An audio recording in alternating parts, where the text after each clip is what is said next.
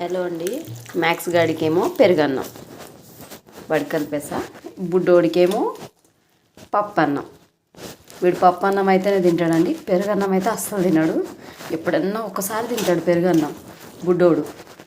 Max గాడు పెరుగన్నం తింటాడు, ఈ అన్నం తింటాడు, రెండు తింటాడు వీడు. ఇది చూడండి ఎలా కూర్చొని ఉన్నాడు. వాడేం బయట ఉన్నాడు, చూపిస్తాను ఉండండి.